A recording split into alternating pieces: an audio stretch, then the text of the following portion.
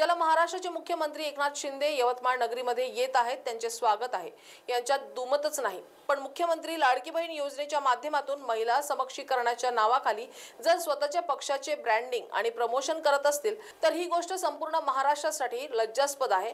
आणि परळीमध्ये कृषी महोत्सवादरम्यान मुख्यमंत्र्यांनी स्टेटमेंट दिलं आहे की आम्ही अत्याचार केलेल्या आरोपीला 4 महिन्यापूर्वी पोलिसांच्या माध्यमातून सर्व पुरावे जमा करून फाशीची शिक्षा दिली।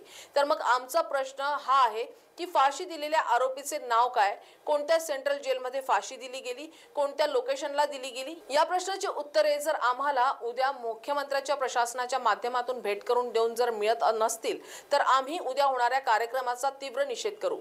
2 महिन्यापूर्वी 3-4 महिन्यापूर्वी एक अशीच घटना घडली माझ्या बहिणीबरोबर आणि त्याला फास्ट ट्रॅक केसवर आम्ही चालवलं, स्पेशल वकील दिले, एव्हिडन्स दिले, पोलिसांनी सगळं जे मेहनत केली आणि त्या आरोपीला 2 महिन्या केस मध्ये लागले आणि त्याला फाशीची सजा झाली।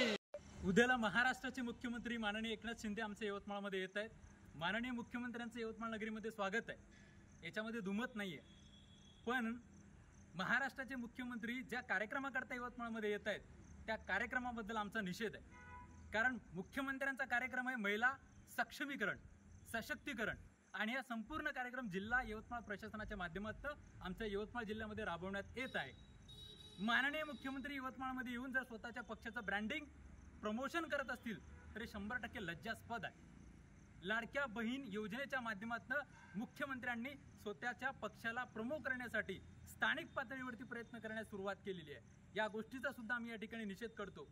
पण ज्या बहिणीच्या नावाने माननीय मुख्यमंत्र्यांनी योजना सुरू केली ती लाडकी बहीण आज ठाण्यातील बदलापूर असेल, आमच्या विदर्भातला अकोला असेल व अन्यत्र ठिकाणी ज्या महिलांवरती अत्याचार झाले ती महिला आजही असुरक्षित का आहे। परवाच परळीमध्ये माननीय मुख्यमंत्री म्हणाले होते की आम्ही एका आरोपीला सशक्त कारवाई करून पोलिसांनी एव्हिडन्सेस जमा करून त्याला अटक केली, त्याला फाशी दिल्या गेली 2 महिन्यापूर्वी, 4 महिन्यापूर्वी।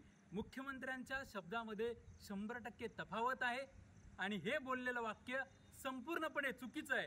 हे वाक्य महाराष्ट्रातील प्रत्येक नागरिकांच्या कानावरती गेलेलं आहे आणि या वाक्याचा सुद्धा आम्ही निषेध करतो। माननीय मुख्यमंत्री यवतमाळमध्ये येत आहेत, पण मुख्यमंत्री जर आम्ही विचारलेल्या प्रश्नाचं आमच्या माध्यमातून उत्तर देत नसतील तर आम्ही संपूर्ण कार्यकर्ते या ठिकाणी प्रहारचे जिल्हाध्यक्ष नितीनभाऊ मिर्झापुरे, सोशल मीडिया काँग्रेस कमिटी जिल्हाध्यक्ष कृष्णाभाऊ पुसनाके, संभाजी ब्रिगेड जिल्हा सचिव सचिनभाऊ मनवर व मी प्राध्यापक पंढरी पाटे, आम्ही आमच्या पद्धतीने उद्याच्या कार्यक्रमाचा, मुख्यमंत्र्यांच्या कार्यक्रमाचा आम्ही आमच्या पद्धतीने निषेध करू। Bureau report, Yavatmal.